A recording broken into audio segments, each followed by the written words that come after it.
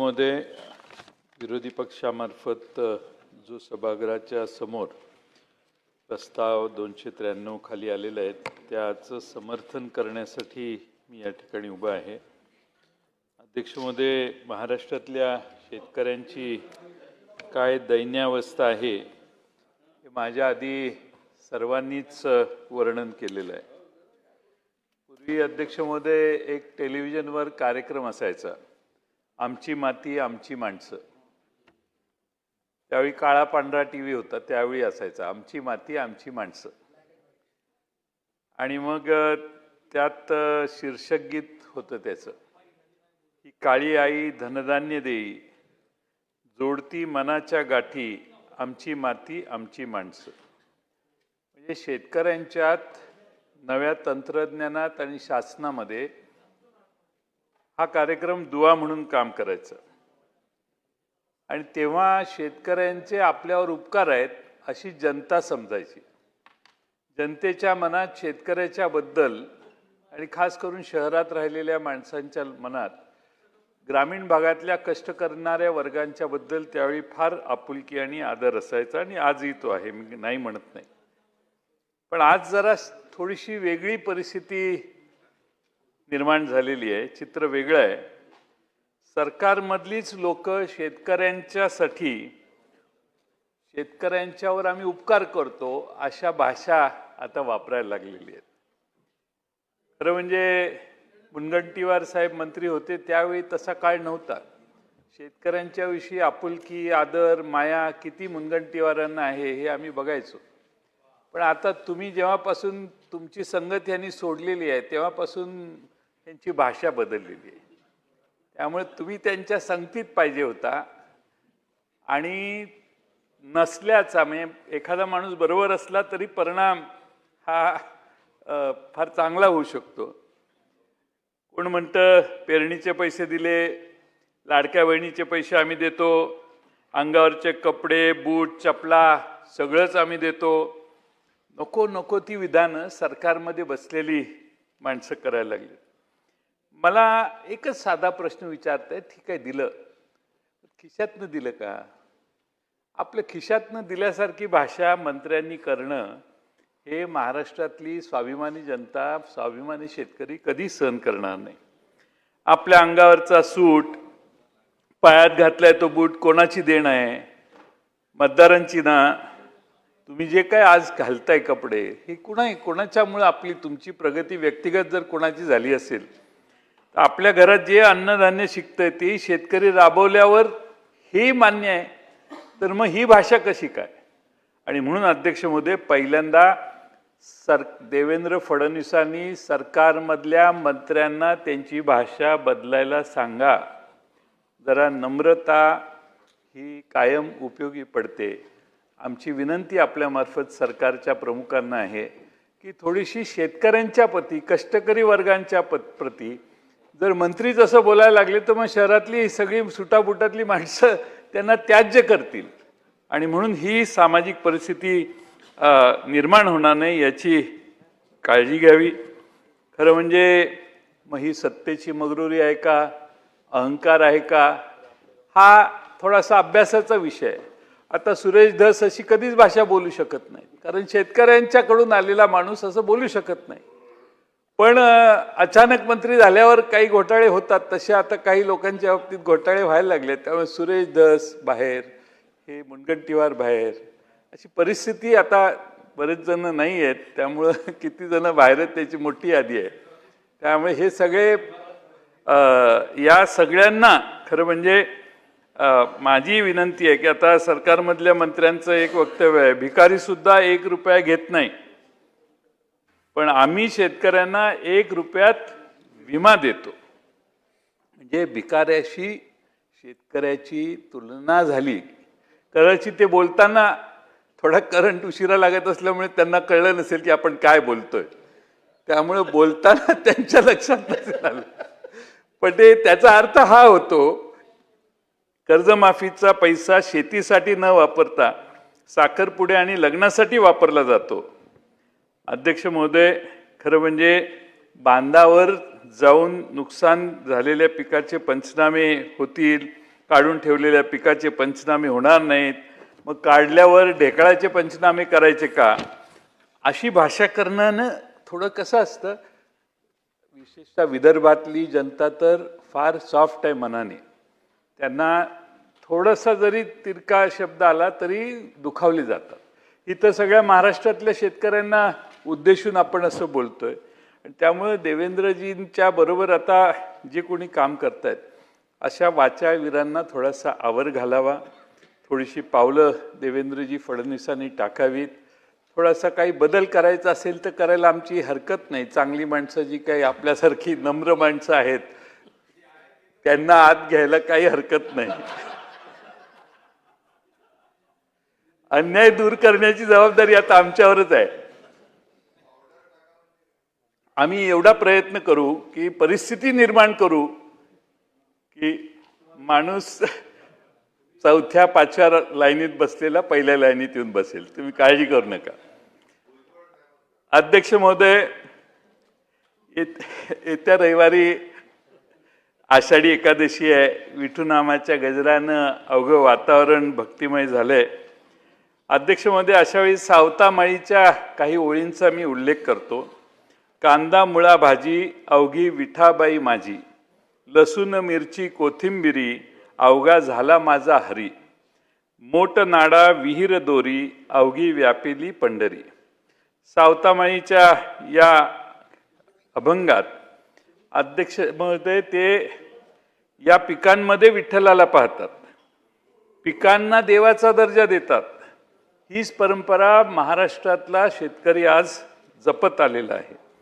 अध्यक्ष महोदय, पण ज्यावेळी पीक गारपिटीनं जमीनदस्त होतं त्यावेळी आपलं मूल नुकतंच जन्मलेलं ज्यावेळी गमावते त्यावेळी ज्या वेदना आईला होतात त्याच वेदना महाराष्ट्रातल्या कष्ट करणाऱ्या शेतकऱ्याला होतात. आणि म्हणून अध्यक्ष महोदय, या लाख मोलाच्या पिकांचा ज्यावेळी चिखल झालेला शेतकरी बघतो त्यावेळी आपलं स्वतःचं मूल गेलंय अशा पद्धतीनं शेतकऱ्याची मानसिकता होते. अध्यक्ष महोदय, मान्सूनपूर्व पावसाने थैमान घातलंय, अतोनात नुकसान केलंय. मे महिन्यात अवकाळी पाऊस, वादळी वारे, गारपिटीमुळं शेती आणि फळपिकाचं 77,300 हेक्टरवर क्षेत्र बाधित झाल्याचं कृषी विभागाने प्राथमिक अहवालात सांगितलंय. म्हणजे साधारणपणे एक लाख हेक्टर क्षेत्र बाधित झालेलं असेल. आणि शेतकऱ्यांना अध्यक्ष महोदय खरीपाच्या पिकावर मोठा आर्थिक फटका बसलाय आणि शेतकऱ्यांना तातडीने आता मदतीची गरज आहे. अध्यक्ष महोदय, आम्हाला काही राजकीय अभिनिवेश तयार करायचा नाही, पण कृषी विभागाच्या आकडेवारीनुसार मे महिन्याच्या अवकाळी पावसानं बुलढाणा, अमरावती, अहिल्यानगर, नाशिक, अकोला, बीड जिल्ह्यात सर्वाधिक नुकसान झालेलं आहे. यामध्ये भात, मका, कांदा, ज्वारी, बाजरी, भुईमूग, तीळ, मूग, उडीद पिकासह भाजीपाला आणि फळ पिकाचं मोठं नुकसान झालेलं आहे. अध्यक्ष महोदय, खरीप हंगामाच्या तोंडावर आर्थिक कोंडी शेतकऱ्याची झाली आहे. ही सगळ्यात मोठी विवंचना आहे. आणि म्हणून सरकारने ताबडतोब उठून शेतकऱ्याला तातडीची मदत करण्याची गरज आहे. पण शेतकऱ्याकडून बघतो, पाहतो, पंचनामा करतो या भूमिकेतनं सरकार काय अजून बाहेर यायला तयार नाही. अध्यक्ष महोदय, मी काही उदाहरण देईन. माझ्या स्वतःच्या मतदारसंघात सांगली जिल्ह्यात वाळवे तालुक्यात जून महिन्याच्या सुरुवातीला प्रचंड पाऊस झाला. शेतकऱ्यांना जमिनीची मेहनत मशागत करता नाही आली, त्यामुळे पेरण्या झाल्या नाहीत. तुळजापूर, गाताडवाडी, लोणारवाडी, अहिरवाडी सगळ्या जिराईत मधला टापू आहे. त्यामध्ये 90% शेतकऱ्यांना अध्यक्ष महोदय पेरण्याच करता आलं नाही. जर पेरणीच झाली नाही तर प्रपंच कसा चालणार, उदरनिर्वाह कसा होणार, शिक्षणांसाठी मुलांच्या फी भरायचे आहेत ते पैसे कुठून आणणार, हे असे संकट त्या भागातल्या शेतकऱ्यांच्यावर आलेत. माझी सरकारला विनंती आहे की तात्काळ पंचनामा करून शासन नियमाप्रमाणे लवकरात लवकर तातडीची मदत सरकारने करावी.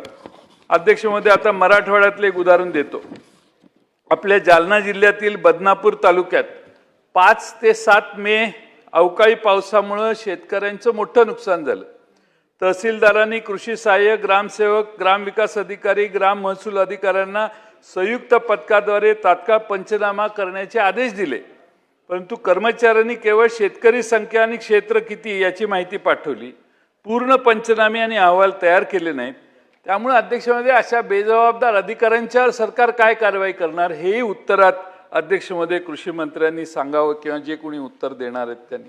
अध्यक्ष महोदय, दिरंगाई व्हायला लागलेली आहे.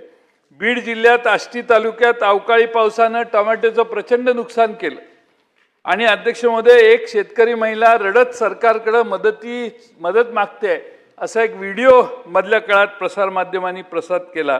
अध्यक्ष महोदय, तो व्हिडिओ बघितला तरी अध्यक्ष महोदय आपण सगळे अस्वस्थ होऊ, एवढी बीड जिल्ह्यातल्या आष्टी तालुक्यातील त्या भगिनीची बोलण्याची भावना होती. अध्यक्ष महोदय, खरं म्हणजे ठीक आहे, संकट आहे, मदत झाली पाहिजे, पण शेतकऱ्यांच्या अनुदानातही आता भ्रष्टाचार व्हायला लागलाय. अनुदान वाटपात अध्यक्ष महोदय, जालना जिल्ह्यात 28 तलाठ्यांनी बनावट शेतकरी दाखवून तब्बल 34 कोटी 97 लाख रुपयाचा गैरव्यवहार झाल्याचं आता उघड झालेलं आहे. यात काही ग्रामसेवक आहेत, कृषी सहाय्यकांचा देखील समावेश आहे. अध्यक्ष महोदय, त्या जिल्ह्यात 22, 23 आणि 24 मध्ये अतिवृष्टी, पूर, गारपिटीमुळे शेतकऱ्यांचं नुकसान झालंय आणि सरकारकडून अनुदान मंजूर झालेलं होतं. 1,79,000 खातेधारकांच्या 79 कोटी अनुदानापैकी 72 कोटीची तपासणी केली तर त्यात असं आढळून आलं की 34 कोटी 97 लाखाचा गैरव्यवहार आहे. जवळपास 50% गैरव्यवहाराची रक्कम झाली. अध्यक्ष महोदय, त्यातलं देखील अंबड तालुक्यात 15 तलाठ्यांनी 15 कोटी 93 लाख 12,000 रुपयांचा, तर घनसावंगीमध्ये 11 तलाठ्यांनी 19 कोटी 4 लाख 41,000 रुपयाचा गैरव्यवहार केल्याचं पुढे आलंय. उर्वरित 7 कोटीची तपासणीचा प्रयत्न सुरू असून विविध कारणे दाखवून तलाठी चौकशीला समोर यायला टाळाटाळ करायला लागले.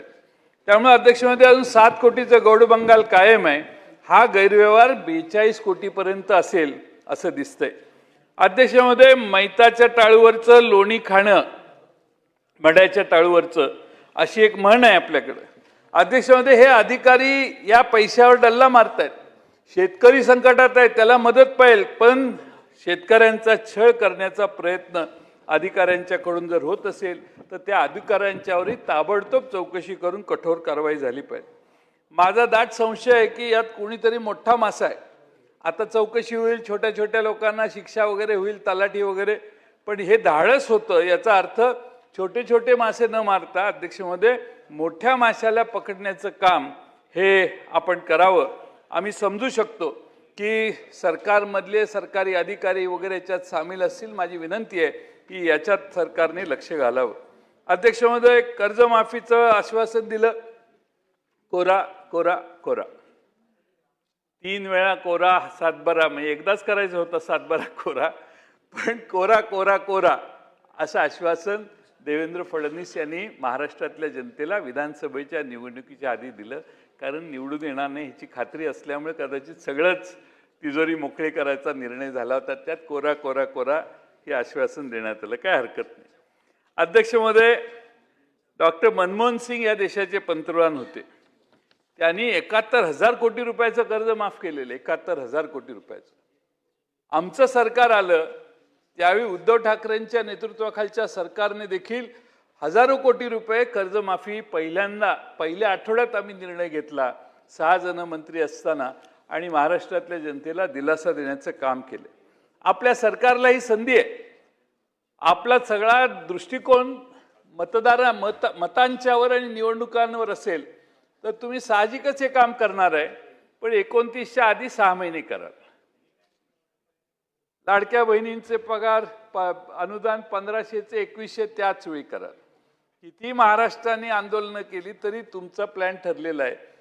2029च्या जुलै महिन्यात लोकसभेत काय होतं बघायचं आणि विधानसभेच्या आधी हा निर्णय करायचा. ही नेहमीची परंपरा आपण यावेळी पाळाल याच्यात काही शंका नाही.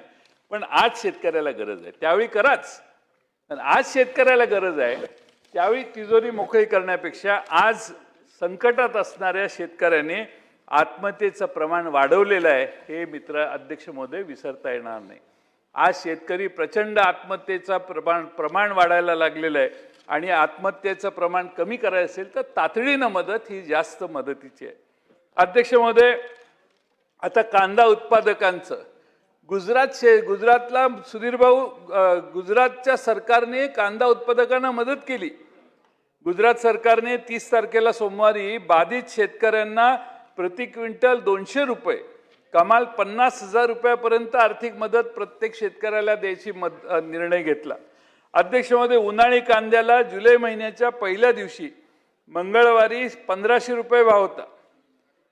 3 महिन्यापासून कांदा भावात प्रचंड घसरण झालेली आहे. अवकाळी पावसाने 30% कांदा हातचा गेलाय. कांदा उत्पादकांना केवळ आश्वासनं देऊन वेळ मारली जाते. नाशिक जिल्ह्यात, खानदेशातल्या बऱ्याच जिल्ह्यामध्ये कांदा उत्पादकांना, नगर जिल्ह्यामध्ये कांदा उत्पादकांना मदत करण्याची तातडीनं गरज आहे.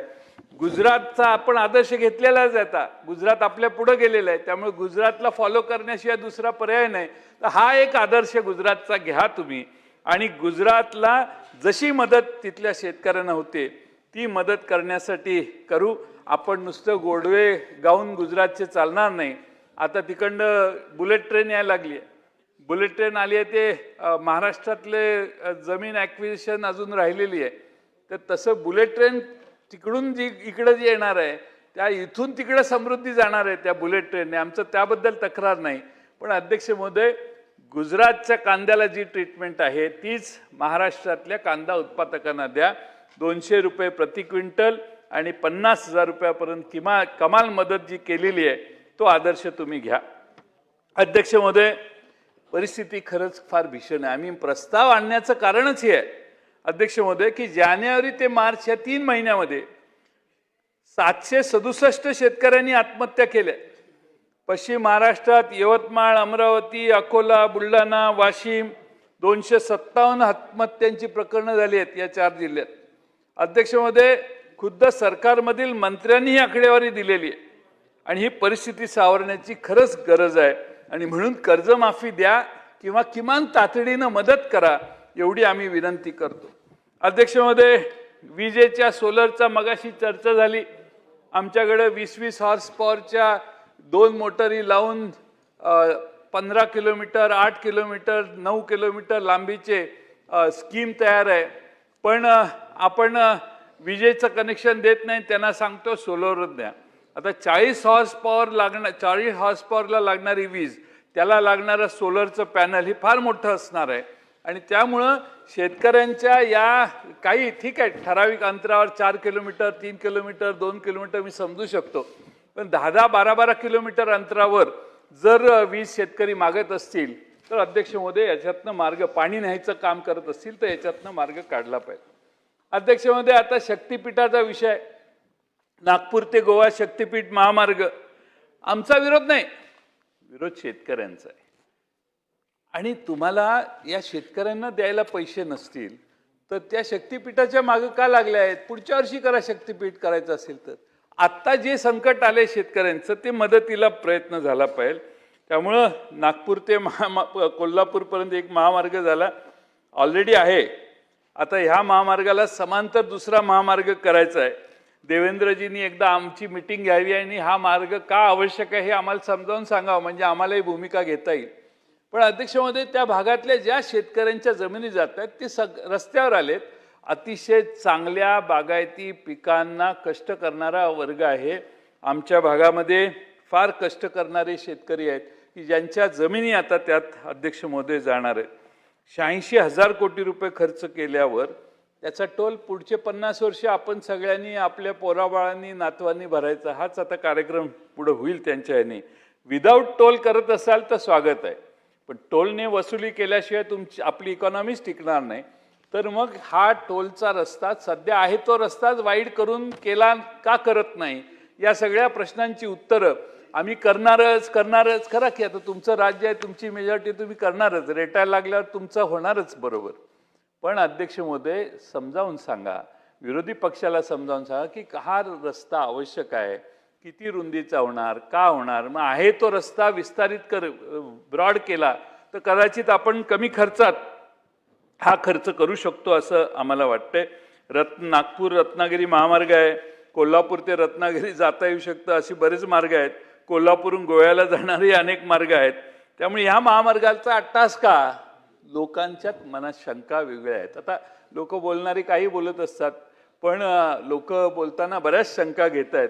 आणि राजीव शेट्टी आमचे विरोधी भूमिका त्यांनी घेतलेली आहे आणि आम्ही त्यांना पाठिंबा दिलेला आहे. जर शेतकऱ्यांना नको असेल तर आमचा त्यांना पाठिंबा आहे. ते मध्ये एकदा असंच झालं, समृद्धी महामार्गातले सगळ्या शेतकऱ्यांनी अशी जी अर्ज दिलाय, सगळ्यांनी ऑब्जेक्शन घेतलं, आम्हाला जमिनी द्यायच्या नाही. सरकारने किमती वाढवल्या, ते सगळे शेतकरी तिकडं जमिनी देऊन मोकळे झाले. त्यामुळे असं होणार नाही अशी अपेक्षा आहे. पण झालं तर ठीक आहे, आनंद आहे. कोणताही चांगला मार्ग व्हायला कोणाचा विरोध असायचं कारण नाही. ज्यांच्या जमिनी जात आहेत त्यांचा विरोध असेल तर मात्र आम्ही त्यांच्या बाजूनं उभा राहणं आवश्यक आहे असं मला वाटतं. शेवटी आपण सगळ्यांनी एक लक्षात घेतलं पाहिजे की प्रायोरिटी काय. कुणी अर्ज केला आहे की बाबा मुनगंटीवार साहेब कोल्हापूरला अंबाबाईच्या दर्शनाला आले आणि त्यांच्याकडं मागच्या टर्ममध्ये अर्ज आला होता, बाबा शक्तिपीठ महामार्ग करा, आम्हाला सगळे देवस्थानाला भेटी द्यायच्या आहेत.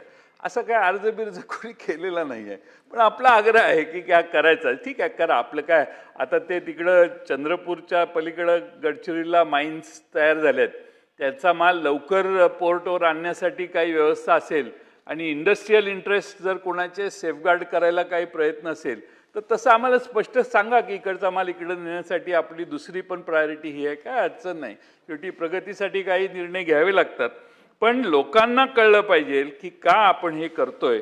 अध्यक्ष महोदय, खरं म्हणजे माझी तर सरकारला विनंती आहे की ज्यांच्या जमिनी ह्या शक्तिपीठावर घेणार आहे, आपण ॲक्वायर करणार आहे, त्यांची नावं एकदा जाहीर करा की एवढी आम्ही जमीन ॲक्वायर करणार आहे, या माणसाची एवढी एकर जमीन आहे.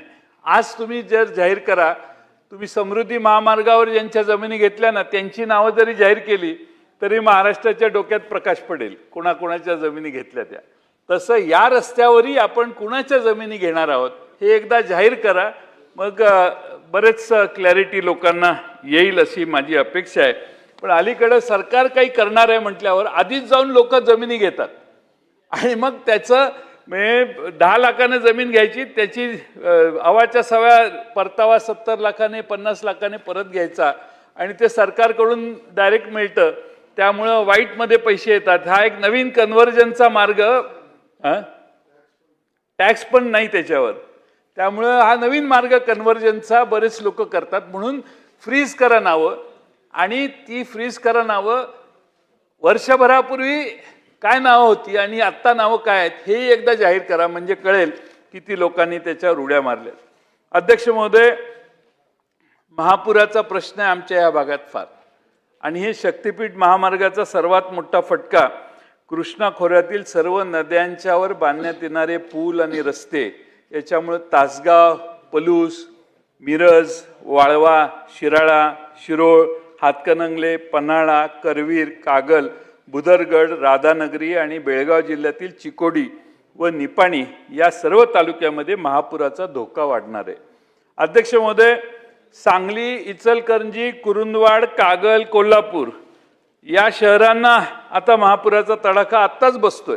आता ते आलमट्टीचं धरण वाढणार आहे म्हणतात, उंची वाढणार आहे म्हणतात, ते ह्यांना प्रॉब्लेम झालाय सगळ्यांनी की काय होणार माहीत नाही. पुन्हा हे शहरं अध्यक्ष महोदय या नव्या रस्त्यामुळे जर अस्तित्वात त्यांना धोका येत असेल. अध्यक्ष महोदय, वसंतराव दादांचं गाव पद्माळे, हा मार्ग पद्माळेपासून कृष्णा नदीवरून जातो. पद्माळे नदी गावातली नदी, तिथं आसपासची सगळी गावं, इतकी समृद्ध जमीन आहे. आता ती जमीन ॲक्वायर करायची म्हटल्यावर गाव किती लहान, पद्माळे लहान गाव आहे, त्यांना लँड होल्डिंगही कमी आहे. आता त्यांची सांगलीपासून एवढी जवळ आहे की अजून एक 10 वर्षाने ते गुंठ्यानं जमिनी विकू शकतील. आता त्यांची जमीन आत्ता घेण्यापेक्षा आपला समृद्धी मार्ग जरा वर न्यायचा काही प्रयत्न, अशी पद्माळेसारखी अनेक गावांची मागणी आहे. दानोळीला पुढे जाते, वारणा नदीहून ते जाणार आहे, रुखडी जवळून पंचगंगा नदीहून जाणार आहे, कागल तालुक्यात दूधगंगा वेदगंगा नदीहून तो रस्ता जाणार आहे, बुदरगड तालुक्यात पुन्हा तो वेदगंगा नदीवर जाणार आहे. सर्व नद्यांच्या वरून जाताना किमान 15 ते 20 फूट रस्त्याची भर पडेल आणि हा सर्व परिसर महापूर प्रवण क्षेत्र म्हणून आज धोक्यात आलाय. रस्त्याच्या बाजूने असलेली शेती पाणी साचून खराब होणार आहे. ह्याच्यातही अध्यक्ष महोदय फार कर्ज आहे आता आपल्यावर 9.5 लाख कोटी रुपयापर्यंत 9,32,000 कोटी रुपयापर्यंत सुधीर भाऊ आपण पोचलेलो आहे.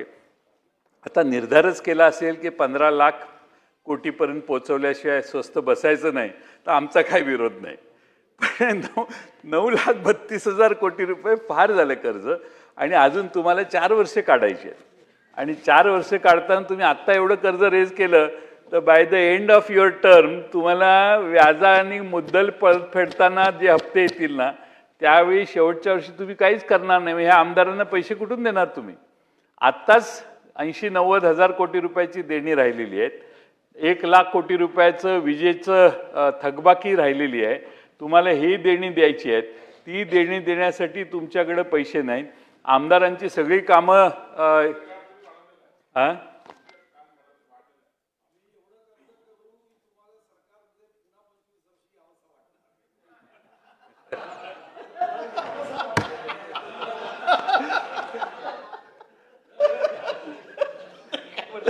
ऐकलं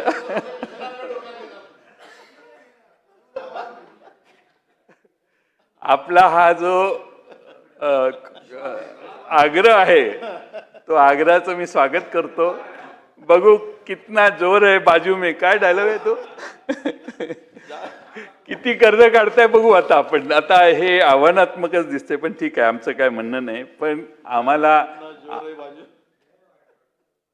खरं म्हणजे माझी विनंती आहे अध्यक्ष महोदय की आपण निर्णय करा. निर्णय करताना राज्याचा आर्थिक समतोल बिघडून देऊ नका. राज्यामध्ये गोरगरिबांच्यावर अन्याय सुरू होतो नेहमी. ज्यावेळी संकट येतं त्यावेळी झोपडीत आता ते बेघरांना घरं बांधायचं चाललंय, त्याचे पुढचे हप्ते देताना प्रॉब्लेम होतील. ऑलरेडी 15,000 रुपयाचा हप्ता गेल्यावर 6 महिने 8 महिने लोकांनी घरं ओपन केली, घरांचं बांधकाम आहे, पाये आहेत, पुढचे पैसे झालेले नाहीत. घोषणा मोठ्या आहेत, स्वागत आहे त्याचं, पण पुढचे पैसे येत नाहीत. ती माणसं शेजारी जाऊन कुठल्या तरी झोपडपट्टीत राहतात आणि आपल्या मूळ चांगलं बऱ्यापैकी असणारं जे काही जागा होती ती त्या घराच्यासाठी बांधतात, पुढचे हप्तेच येत नाही आहेत. त्यामुळं सरकारने एकदा पटलावर ठेवावं की राज्यात किती बांधकामं करण्यासाठी लोकांना सांगितले आहेत आणि किती लोकांनी बांधकामं अर्धवट सोडलेली आहेत. तुम्हाला हा आकडा काही हजाराचा किंवा कदाचित काही लाखाचा असेल. आणि त्यामुळं माझी विनंती आहे की कोणत्याही परिस्थितीत आपण यात सुधारणा करावी. खरं म्हणजे या निमित्ताने आपल्या अनेक प्रश्न आहेत, पण एक महत्त्वाचा प्रश्न लक्षात घ्या, तो म्हणजे नियमित कर्मचाऱ्यांच्या ऐवजी आता कंत्राटी कर्मचाऱ्यांची आपण नेमणूक करतोय. इथं आझाद मैदानावर जावा, उपोषणं करत बसल्या 2-4 संघटना. कंत्राटी कर्मचाऱ्यांना नेमून सरकार कंत्राटावर चालवायचं. कंत्राटी कामगारांच्यावर सरकार कदाचित 30% कामगार तुमचे महाराष्ट्रातले कंत्राटी असेल, पण ठीक आहे तुमचा निर्णय, पण त्या लोकांची पिळवणूक करताय हा तुमचा दुसरा अन्याय. म्हणजे त्यांना पगारच देत नाही तुम्ही. जे नेमलेले आहेत एजंट, म्हणजे ज्यांच्या मार्फत एजन्सीज आहेत, त्या एजन्सीज तुम्हाला तुमच्याकडून 20,000 रुपये घेतात आणि त्यांना 10 आणि 12,000 रुपये देतात. 10,000 रुपये आणि 12,000 रुपयात लोक काम करतात. ते पंतप्रधान सडक योजना आणि मुख्यमंत्री सडक योजना ह्या 2 योजनांमध्ये जे इंजिनियर आहेत की नाही, त्यांना तर 8,000, 10,000, 12,000 रुपये 7-7, 8-8 वर्ष ती लोक काम करतायत, त्यांचे पगार वाढत नाहीत. माझी विनंती आहे की आपण कृपा करून त्यांचे थोडे तरी पगार वाढवा. आता ते मुख्यमंत्री आणि पंतप्रधान सडक योजनेत जे इंजिनियर साहेब काम करतात अध्यक्ष महोदय, त्यांचा थोडा तरी कॉन्ट्रॅक्टवर आहेत मान्य करतो, पण त्यांनी 5 वर्ष 8 वर्ष काम केलं, त्यांचं आयुष्य गेलं ना. तुम्ही त्यांना कायम करा न करा तो तुमचा निर्णय, करावा अशी आमची मागणी आहे. पण नसाल करत तर किमान त्यांचा 12,000 60,000 रुपये एका डिपार्टमेंट देतं, एक डिपार्टमेंट 50,000 देतं. 50,000 रुपये कॉन्ट्रॅक्टवर इंजिनियर नेमून आणि ह्यांना 12,000 रुपये. सुधीर भाऊ, तुम्हाला तरी हा अन्याय पटेल का? मी तुम्हाला कागद देतो, माझं हे ऐकत नाहीत पण तुमचं ते ऐकत असतील असा माझा समज आहे. पण पगार थोडेसे 10 आणि 12 हजार रुपयाच्या ऐवजी पगार वाढवले पाहिजेत अशी माझी सरकारला विनंती आहे. तुम्ही त्यांना जे मेहनताना देताय ते वाढवा. लोक त्यातही आता आत्महत्येचं काय आहे, कॉन्ट्रॅक्टर तर करतीलच आत्महत्या, याच्यात काय माझ्या शंका नाही, कारण पेमेंटच राहिलेले आहेत बऱ्याच लोकांची. तसे हे कंत्राटी कर्मचाऱ्यांच्या मध्ये आत्महत्येचं प्रमाण वाढायला लागले. आणि त्यासाठी अध्यक्ष महोदय माझी विनंती आहे की तुटपुंजे वेतन आपण देतोय, कष्ट करणाऱ्या ह्या मुलांना स्वतःच्या खिशातलं कंत्राटदार कमी पैसे देतो आणि त्याच्या खिशात जास्त पैसे देतात. माझी सूचना आहे, एक रोजगार महामंडळ करावं. आपण ते सुरक्षा रक्षक महामंडळ केले ना, तसे एक रोजगार महामंडळ करा आणि कंत्राटी कर्मचाऱ्यांना त्यात सामावून घ्या आणि त्या महामंडळाद्वारे वेतन अदा करा, म्हणजे कामगारांचं किमान शोषण होणार नाही अशी आमची विनंती आहे.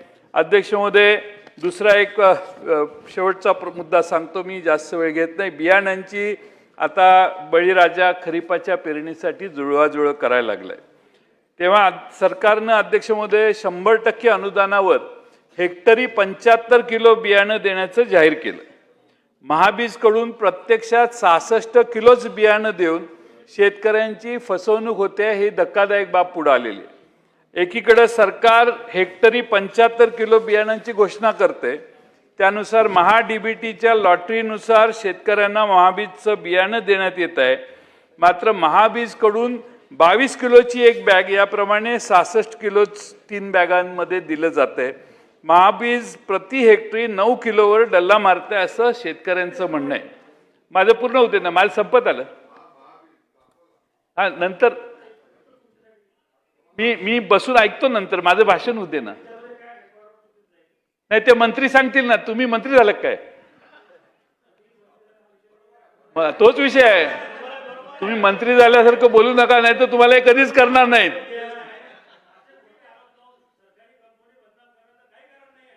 अध्यक्ष महोदय, ही दादागिरी झाली. आम्ही काय बोलायचं हे सांगू शकत नाहीत. सावरकरांच्या सारखं वागू नका म्हणून सांगा जरा. बसा खाली. अध्यक्ष महोदय, एकीकडे 75 किलो हेक्टरी जे फॅक्ट पुढे आलेले आहेत सावरकर ते सांगतोय. जयंत पाटील साहेब, एक मिनिट. हरकत घेतली आहे. हरकतीचा मुद्दा आहे. हरकतीचा मुद्दा आहे. हरकतीचा मुद्दा आहे. हा, बोला. अध्यक्ष महोदय, महाबीज शासकीय कंपनी आहे. भाऊ जेव्हा मंत्री होते तेव्हाही महाबीजचं काम उत्कृष्ट नॅशनल प्रोडक्टिव्हिटी अवॉर्ड 14 वेळ घेतलेली संस्था आहे. एकमेव महामंडळ नफ्यात चालू आहे. यानं शासनाच्या त्या कंपनीचं ब्रँड खराब होते. एखादी घटना घडली असेल, सरसकट माननीय ज्येष्ठ सदस्य आहेत, आमचे वडील बंधू आहेत, ते जे सांगून राहिले ना, त्यांच्यापर्यंत चुकीची माहिती आली असेल, एवढंच मला करेक्शन करायचं आहे. आपली महाबीजची थैली 30 किलोची आहे. एखादी थैली 22 किलोची भरली असेल म्हणून सरसकट असं झालं असं नाही आहे. महाबीज ही संरक्षण भिंत आहे आज शेतकऱ्यांसाठी. एवढीच माझी विनंती आहे त्यांना की त्यांनी पण त्यांच्या पद्धतीनं हे म्हणजे तपासून घ्यावं आणि नंतर आपण त्यांचं म्हणणं ऐकू, त्याची चौकशी होईल. माझी विनंती आहे की आमच्या एक चांगलं ब्रँड नाव खराब होऊ नये. बस एवढंच माझं म्हणणं. अध्यक्ष महोदय, त्या महाबीजला मी भेट दिलेली आहे. मला महाबीज काय आहे आतून बाहेरून व्यवस्थित माहिती आहे. चांगली संस्था आहे. संस्थेकडून बाहेर आलेल्या पिशव्या 22 किलोच्या आहेत आणि त्यामुळं काही शेतकऱ्यांनी लेखी तक्रार माझ्याकडे केलेली होती, म्हणून मी हा मुद्दा घेतलेला आहे. तरी आपण आता परत गावाला कधी जाणार आहे? परवा. तुम्ही जाऊन सांगा जयंत पाटलांनी असं सांगितलं आहे आणि ते काय म्हणतात ते सोमवारी मला भेटून सांगा तुम्ही. आणि मी तुम्हाला पण माहिती देईन, कळवेन. तुम्ही माझे हितचिंतक आहात, त्यामुळे मी तुम्हाला कळवेन. सावरकरांचा एक किस्सा आहे माझ्याकडे, पण आता जाहीर सांगत नाही, खाजगीत तुम्हाला सांगतोय. हे चांगलं आहे, वाईट नाही. ते निरीक्षक म्हणून दुसऱ्या राज्यात गेलेले, मध्य प्रदेशमध्ये, तिथल्या रिझल्टबद्दल सांगेन मी तुम्हाला काहीतरी. पण विनोदाचा भाग सोडून द्या. अध्यक्ष महोदय, या ठिकाणी आम्ही हा प्रस्ताव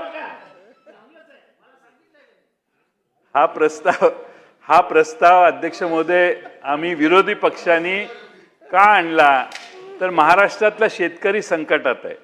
महाराष्ट्रातला शेतकरी संकटात असताना अध्यक्ष महोदय आम्हा सगळ्यांची विनंती आहे की आपण अध्यक्ष महोदय या महाराष्ट्रात शेतकऱ्यांना मदत करण्याची भूमिका तातडीनं घेतली पाहिजे. विलंब लावू नका, राजकीय अभिनिवेशात याचं भाषणाचं उत्तर देऊ नका अशी आमची विनंती आहे. आम्ही काही पक्ष म्हणून टीका केलेली नाही. आपण भारतीय जनता पक्षाचे ज्येष्ठ नेते या ठिकाणी मुख्य प्रतोद या ठिकाणी बसलेले आहेत. आता नाहीये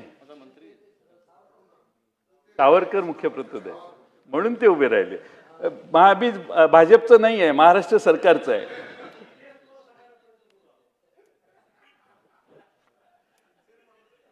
आणि टीका भाजपवर नाही आहे, महाराष्ट्र सरकारच्या कामावर आहे. तुम्ही पार्टी म्हणून घेऊ नका.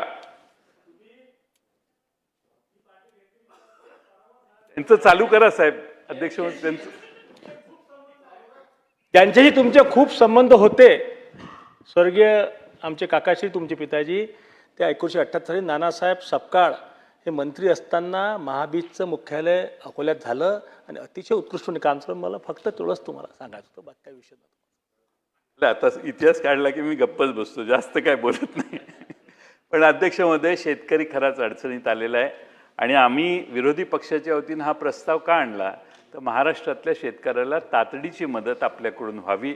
आज दुर्दैव आहे की या ठिकाणी कृषी मंत्री, कृषी राज्यमंत्री या ठिकाणी जर बसले असते तर ह्या चर्चेत त्यांना लक्षात आलं असतं की शेतकऱ्यांच्या पक्षाचा जेव्हा येईल तेव्हा देतो उत्तर तुम्ही देणार आहे. मगासपासून बसले आहेत अध्यक्ष महोदय, एकदाही या मंत्री महोदयांनी हातात पेन घेतला नाही, एकदाही. बघू, पाठवा वही पाठवा बघू काय लिहिले बघू. माझा एक तरी मुद्दा वाचून दाखवा बघू.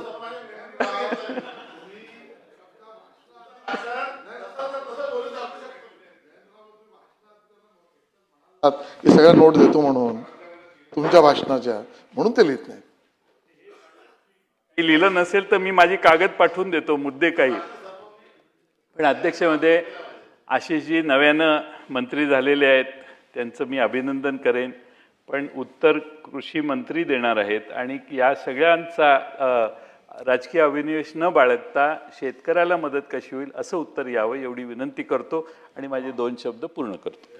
दिलीप बनकर साहेब.